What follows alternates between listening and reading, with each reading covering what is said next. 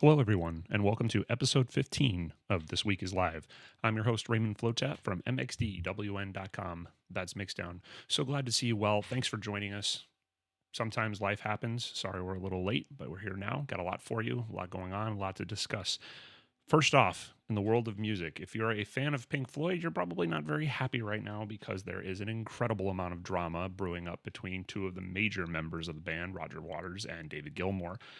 For those keeping score, the band was separated for a very long time following their final album together, The Final Cut. They did reunite in the early 2000s for a significant performance at David Geldof's Live 8, where all four original members reunited, before eventually their keyboard player Richard Wright passed away. Now, for a number of years after that, Roger Waters and David Gilmour were pretty good friends. They'd show up at some of each other's shows and sometimes different charity functions together.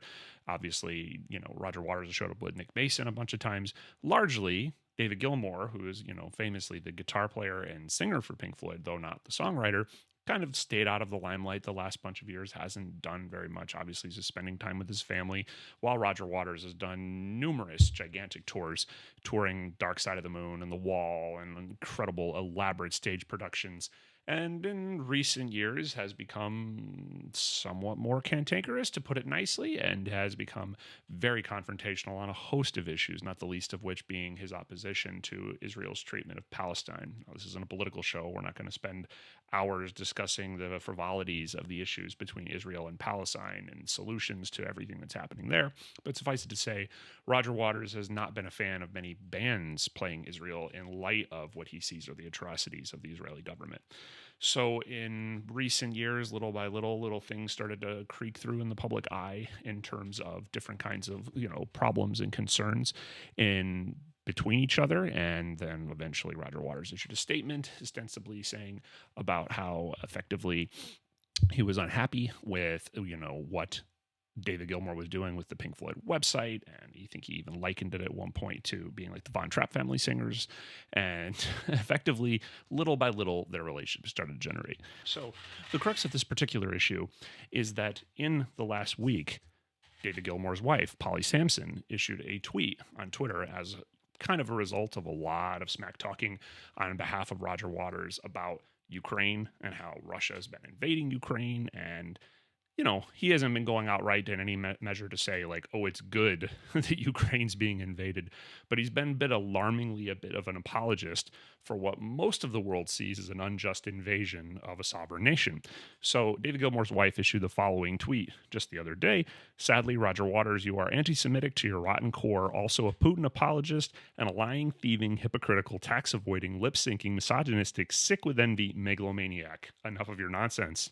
So, not to be outdone, David Gilmour retweeted that tweet from his wife and said literally every word demonstrably true. So, not long after that, then Roger Waters issued his own statement, and loosely in legalese, Roger Waters is aware of the incendiary and widely inaccurate comments made about him on Twitter by Polly Sampson, and which he refuses entirely. He is currently taking advice as to his position. Now, this begins the endless speculation of various media outlets and pundits basically indicating that, they think what Roger Waters means is maybe he would consider legal action against this statement. No one really knows. He could just be talking tough in terms of thinking about how he wants to respond to Polly Sampson.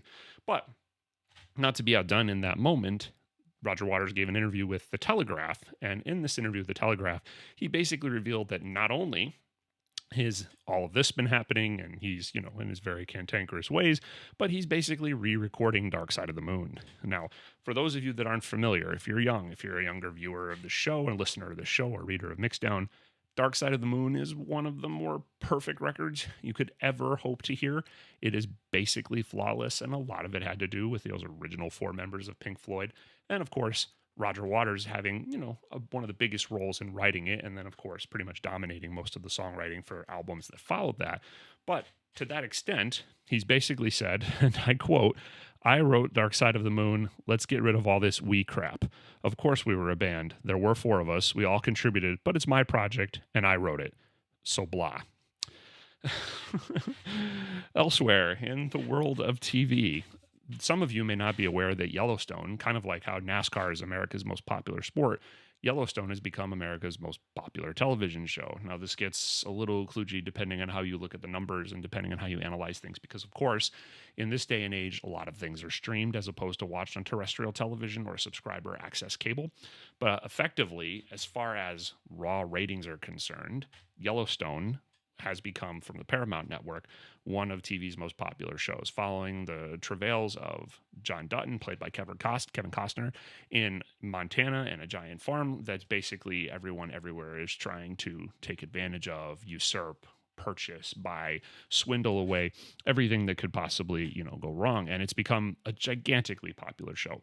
It's very good for what it's worth. I mean, as a Taylor Sheridan, serial, and Taylor Sheridan being the person, of course, who wrote the incredible Hell or High Water and then wrote and directed the wonderful Wind River.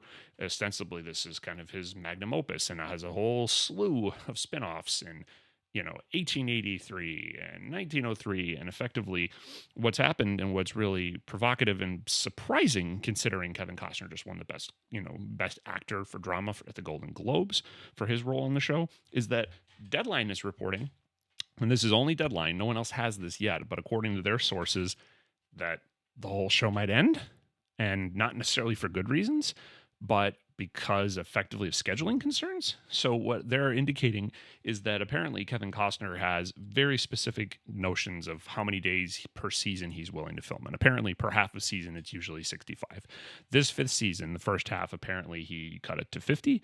And this is all, of course, we fully attribute this entirely to Deadline and their reporting. We do not have any sources that say otherwise.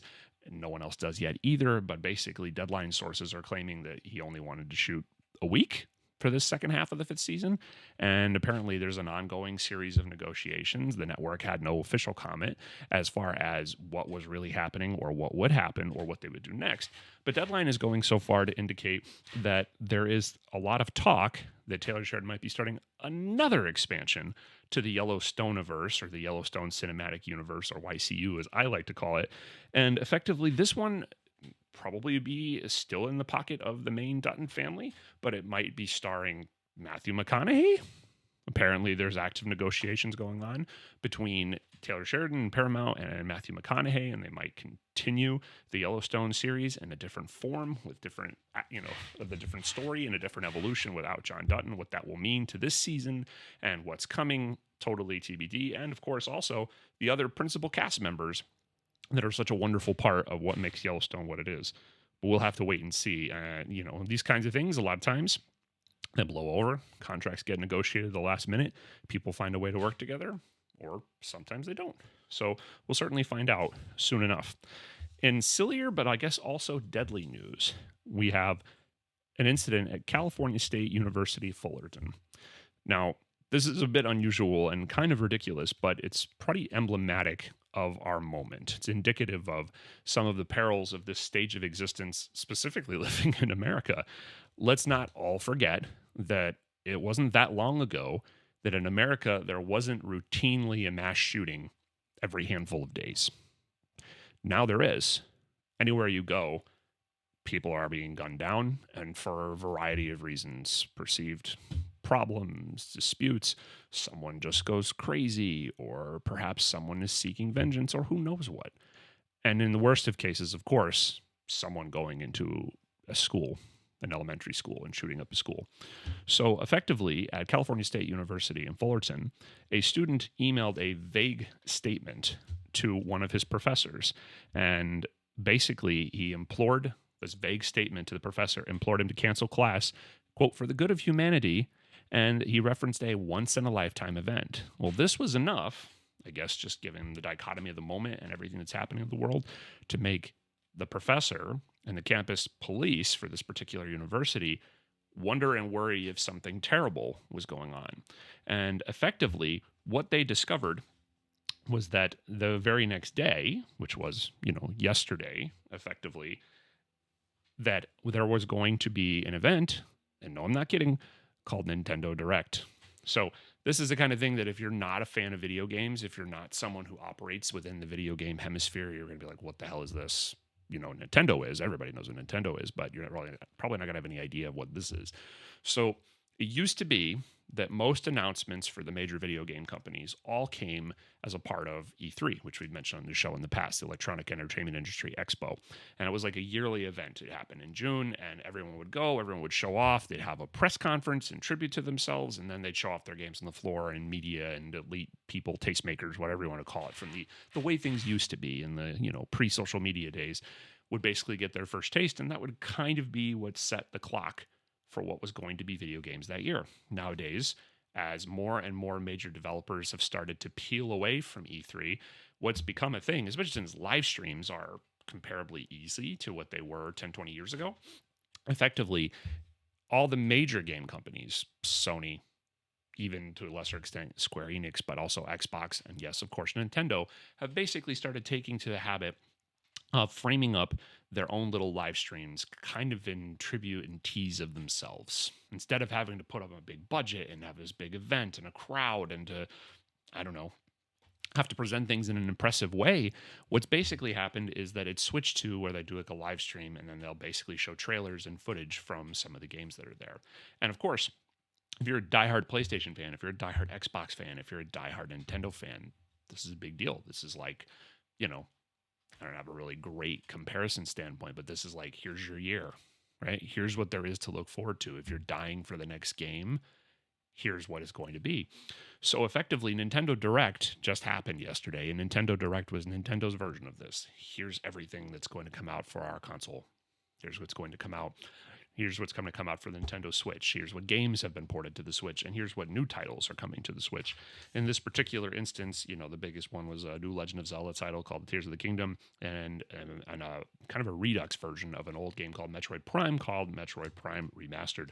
But effectively, this vague comment, which apparently the student did in jest, was joking around, kind of screwing around, effectively scared everyone enough that campus security deeply had detectives investigating it and ostensibly, probably were thinking about canceling various things but didn't, and then ultimately issued a statement ostensibly saying that there was going to be heightened security around campus as well as dogs and all that, just to make sure nothing untoward happens, just to make sure everything was okay. But if anything, it's either a bad joke gone horribly wrong or an obsessed fan who should relax a little bit, or it is entirely scarily indicative of everyone right now, almost everywhere, is worried if they could fall victim to a mass shooting. Not much is happening to stop that from, being a thing. There is a bit of a congressional and, of course, in the country as a whole, political deadlock. A certain percentage of the country refuses any restrictions in terms of guns and gun control, and a certain portion of the country would have any number of restrictions, but almost nothing ever happens. So, elsewhere in the world of music, in terms of, also speaking of crapulence, we're going to discuss the Grammys. So, the Grammys happened. Pretty much the same as usual. And there was some good stuff in some parts of it. You can have every Brandy Carlisle moment. There's some decent things like that might happen.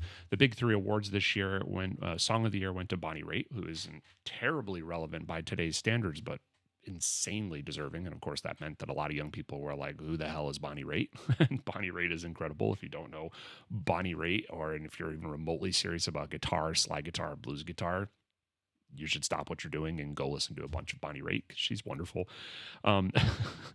Record of the Year went to Lizzo, which is entirely surprising. She certainly had a slew of very popular hits.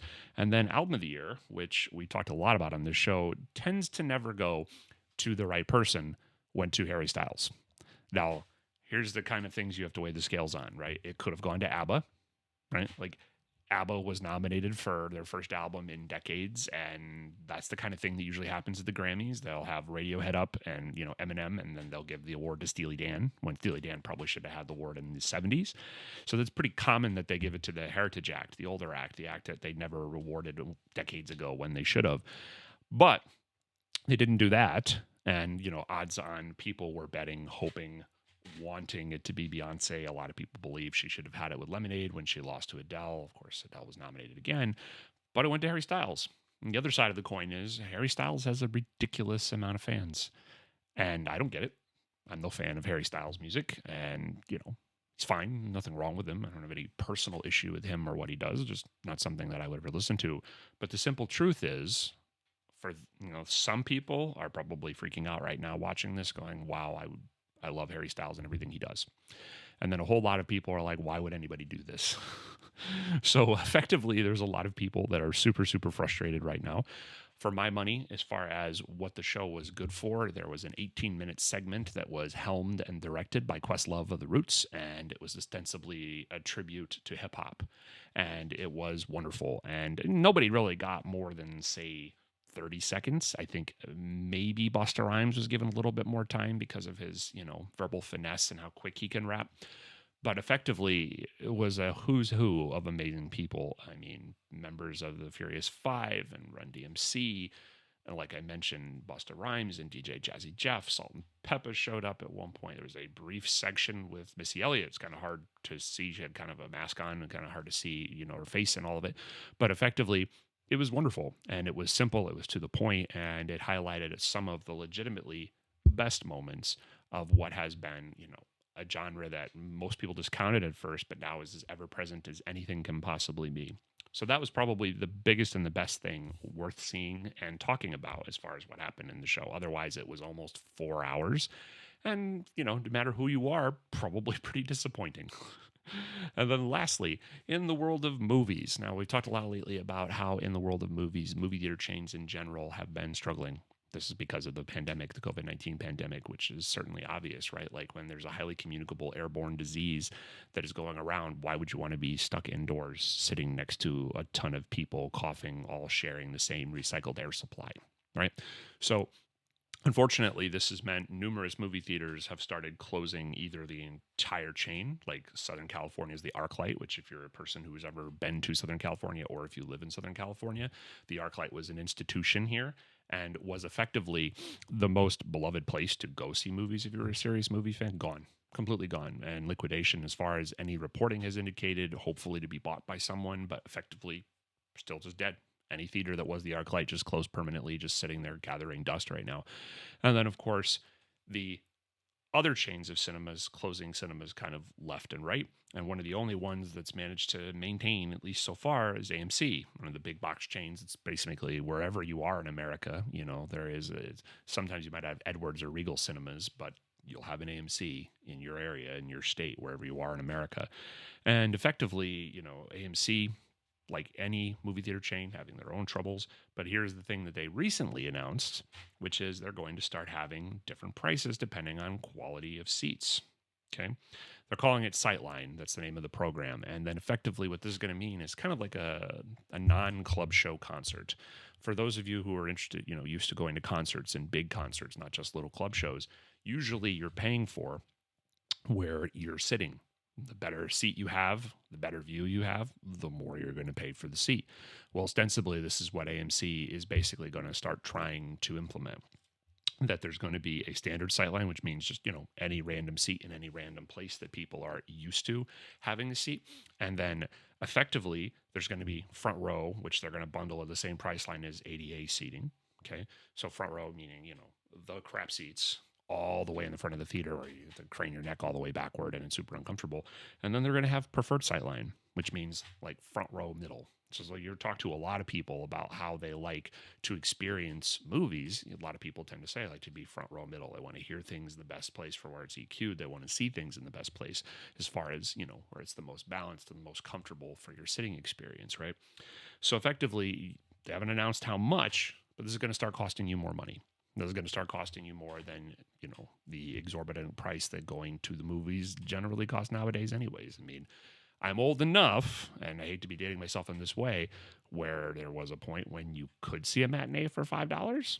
Maybe it would be $6.75, $7 or $8, depending on the year in the 90s, in terms of being able to see a movie. And it's been quite a while for me personally, so we're talking about quite a lot now. So now you might even be paying a little bit more just for your preferred seat. So lastly, just to end off today, so those are all our stories, just a brief story about a pretty happy moment and something that I haven't thought of in a long time. And it goes all the way back to Philadelphia in 2002. Now, a lot of you might be surprised to learn that in 2000, there was a point where me personally, Raymond Flotat, I had almost completely given up on music. basically the only things I was listening to were Beck and Mr. Bungle and the Beastie Boys, and I kind of got out of it. And it came to a roommate of mine, Steve. Hopefully, we'll have him on the show someday. He's a pretty wonderful and brilliant person, and really, really big into punk circles and everything. And he basically was a big fan of a band called the Melvins. Now, Steve basically took it upon himself to educate me to what the Melvins were, and the Melvins teamed up right around this time with Mike Patton for Mr. Bungle at his label that was new at the time, Ipecac Records, and then they basically started releasing an onslaught of releases on Ipecac Records. So effectively, the most significant of which, after there was a trilogy of albums they put out right away, The Maggot, The Bootlicker, and The Crybaby. The Crybaby was this tour de force with a whole bunch of different guests, Hank Williams III and, Skeleton Key and all the members of Tool and David Yao from the Jesus Lizard and, Mike Patton, of course, too. And just this brilliant experimental record, just about as good as any experimental record could ever be, and a different guest on every single song throughout the album, including, curiously, Leif Garrett, 70s rock icon, doing a cover of Smells Like Teen Spirit with the Melvins. So effectively, The Crybaby was the thing that cracked everything wide open for me. That was the album that brought me back seriously to music, and that's what got me looking into a whole bunch of different things. And, this was also right around the time that Beck's Midnight Vultures came out, which was another just jaw-droppingly brilliant record. And effectively, I kind of became, just like a lot of people do when they find out about the Melvins, a giant mark for the Melvins. Like Frank Zappa used to have this effect on record collectors. A lot of people would find their way to Frank Zappa, and then they'd find there's like an ocean of records, and then they're buying like 30 rare Frank Zappa records that they never thought they would ever need because there's so much material to consume. It's like kind of like finding an incredible show you never heard of, and there's like 15 seasons of it, and then you've got to go and watch all 15 seasons. That's kind of what like finding out the Melvins is. So at this point, basically started gobbling up everything in sight that was the Melvins. Saw them live a few times in Philadelphia. They were wonderful each time. Sometimes had like, David Scott Stone, which was sometimes a member of the band, who was, using sheet metal against a magnetic field. I mean, it was furious, incredible stuff in its time. So effectively, I finished college in about 2002. And, there was that moment where you're packing up and you're never going to be in that city again. A lot of people go to college. You go to college somewhere where you don't really intend on living. You end up living where your family or where you're pursuing your career. And effectively, for me, this was the time when I, was thinking of relocating to Los Angeles. So I kind of had packed up most things and some things back home to my family in Connecticut, and effectively was just kind of pulling up stakes, was ready to go. And it was sad because, Philadelphia was a wonderful city. Loved being there, loved the atmosphere, loved my friends, but it was also kind of a writing on the wall. If I was looking to do something with my life, then effectively Philadelphia, I couldn't stay there forever. And very few of my friends remained there even after that in the short years that followed.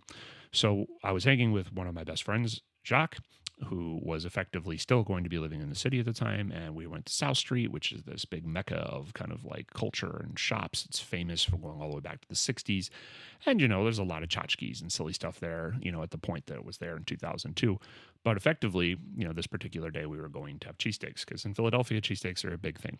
I don't know if you're a vegan person, this is probably a bit lost on you, but if you're a meat-loving person, real Philadelphia cheesesteaks, you get them pretty much anywhere, even the grease carts on the street, and they're always amazing. So we were going to one of my favorite spots as a final foray into effectively, like, farewell before Ray, got in a car and drove away from Philadelphia to go figure out what he was doing with his life in 2002. So, this is June 2002. And effectively, we're basically going and we, get some cheesesteaks. It's great. We're talking, we're telling stories and all that. And then we say, hey, why don't we go for a walk down South Street? I'm like, cool. Yeah, that makes sense. I mean, I'm not going to be here anymore. Might as well enjoy what Philadelphia is or has while I'm still here. And so we're walking down the street and there's a venue. It's one of the few venues, in Philadelphia that's easily accessible as far as a club show is concerned. It was called the TLA, or the Theater of Living Arts. And the TLA, this was June 21st, 2002 for the history books. We're walking down the street and I look up at the sky and I see the awning from the TLA. And it's just lost in finals and everything you're doing to try to wrap up for college. The Melvins tonight. Now, my friend Jacques knew how much I loved the Melvins and ostensibly just had pulled a fast one on me had seen the sign and I didn't see it, had me eat a cheesesteak and say, oh, I'm going to go to the bathroom or go to an ATM or something. And then he went and bought tickets. And then literally, as I noticed the awning, he pulled 2 tickets out of his pocket and was like, want to go? And I was like, nah! So effectively, I said, oh my God, this is amazing. And what a perfect way to end being in Philadelphia. And ostensibly, we went and I think we bought some earplugs somewhere, and then we basically went around and just kind of farted around until the show started, because it was several hours before the show would begin. And effectively, we went and saw the show, and it was incredible. Now, this was right as the Melvins put out I'm not going to try to start any fights with Melvins fans, because there's a lot of eras of Melvins music going all the way back to the origins of grunge with the Deep Six compilation. And there's a big argument for them creating stoner metal behind like Lysol, their fabulous 1-song album. And I know a lot of people, it's Houdini or nothing. But for me, Hostile Ambient Takeover was one of their finest releases, which had just come out. It was one of their early releases on Ipecac, and that was a beginning of, 3 albums a year for many years, for most of the last 20 years since then. And Hostile Ambient Takeover was kind of a brilliant indication of everything the Melvins were capable of at this point in their career. This was when their lineup was the main 2 guys, King Buzzo and Dale Grover, the drummer, along with bassist Kevin Ripmanis, who was there for a good number of years and eventually got kicked out of the band. He used to be part of Tomahawk and Tomahawk's early inception with Mike Patton too. And effectively, this record was this just like tour de force of all of the different things they do. There was incredible drumming, incredible noise making in terms of the opener Black Stooges. There was a song that kind of like, there's a famous story about how Prince was doing When Doves Cry and at the last second just turned off the bass line. You ever like sit there and listen to that song and then you might realize, holy shit, there's no bass line in this song and it doesn't need it. Prince just knew that. Well, Dr. Geek, the second real song on Hostile Ambient Takeover, is kind of like if the Melvins were doing one of their thrashiest, splashiest, quick, right to the jugular songs and just turned off all the distortion. So intentionally, a song with a kind of playing that you'd expect for electric guitar, all on just clean instruments and all the same drumming and, BPM and everything. There's also drony, doomy songs like The Fool, The Meddling Idiot, or the finale, The Anti-Vermin Seed, which is like a 15-minute long, very patient, kind of slow, quiet dirge before a little bit of a buildup at the end. But The Fool, The Meddling Idiot is kind of playing notes half out of step, intentionally sounding just drony and turgid and awkward. And then there's like a bizarre little like synth pop keyboard bit at the end of the song. So there's a little bit of their strangeness mixed in there. And then, not to be left out, just, the wonderful breakneck speed, the brain center at Whipple's. So if you're a person who knows the Melvins, you're acutely aware of what I'm talking about in this record. But if you're someone who likes rock, hard rock, or anything even remotely experimental, I can't possibly recommend a record more, because this was everything that these 3 players doing at their just top notch of the game. So this show, with a couple songs aside, it was essentially that record. That was the show. They were touring this record, so they were playing this record cover to cover, back to back, first song all the way through the last song. And it was one of those rare moments, because I had only started kind of getting back into music and consuming music, and I started to gobble up more music as time was going on. Effectively, I had fully immersed myself in this record. A lot of times when bands come out with a new record, you don't really have time to familiarize yourself. You're hoping for older songs that you might like more. Knew every single moment of what was going to happen. And one of the things I always remember about this show was there was this little sign, and it just said Melvins. It was like a little light box, and it was this little light box with like, with a red light inside it. It was a glass with the word Melvins on it, and it was just sitting on top of one of their amps. And the Melvins weren't really known, in this day and age at least, for saying much to the crowd, interacting with the crowd. Philadelphia had a really kicking concert scene. Now, other places like Connecticut, people were just looking for a fight, or reputedly Los Angeles is like people are blasé and looking at their phones and not paying attention to the bands as much, which is why, a lot of bands don't love playing here in Los Angeles. But in Philadelphia, people were excited. When people were into something in Philly, it was a show. They were really down and they were really jazzed. So the crowd for the Melvins this particular night at the TLA was eating this show up. absolutely eating it up, and we're loving every minute of it. And there was this moment at the end, because they did, the Melvins weren't one for encore breaks. They weren't one for cheers or requests or any of the stuff that might typically happen. And effectively, there was just this moment where they all just stood there, and it just looked like they were suffering. Like literally, like they were just allowing it to wash over them. And the crowd just went bonkers, screaming, cheering, so elated about what they saw and how good it was. And then after, it's hard to say, it was a long time ago, but maybe 5 or 6 minutes of people just cheering nonstop. Basically, the bass player, Kevin McManus, went over to the little glass side that said Melvins, and he just turned it around 180 degrees. And the opposite of the little glass sign just said, thanks. And there was this just immense feeling of relief and applause from the crowd that the Melvins, I guess, had endured that praise and had accepted it. Thank you for appreciating what we're doing.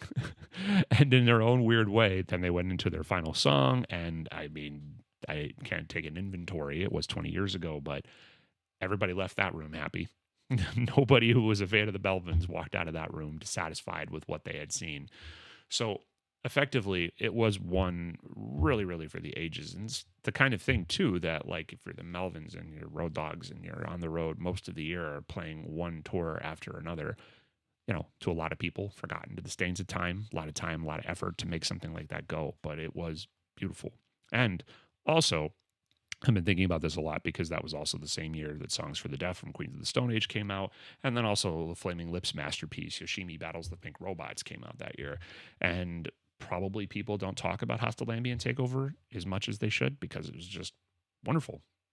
And the problem is probably because you're the Melvins, you release so many different things. People, can't keep track of them all, or maybe people age out. King Buzzo from the Melvins has talked a lot about how there's a certain age bracket he's used to seeing, and then new crowds of young people kind of filter in, but that people might eventually age out and they might have their like classic Melvins period. But it was wonderful. So if you get a chance and you're not already familiar, I highly recommend it. Hostile Ambient Takeover from the Melvins came out in 2002. That's all for This Week is Live and this week's show. Thanks again so much for joining us each week. If you haven't already, please follow us on Twitch. Please subscribe to us on YouTube. If you see this content and all the myriad other places we posted on Instagram and Twitter and YouTube Shorts, we thank you for your time. We thank you for your attention. We'll be here each and every week, all the time now going forward. On Thursdays, roughly around 5:30 p.m. Pacific time. There might be all kinds of special twists and additional content and things we're up to. We'll see. I don't want to get too much in detail into it yet, but we're going to have some really exciting stuff happening this year. But in the meantime, join us here each week. We'll be coming at you with a story and the headlines every time. And once again, so glad to see you well. Thanks.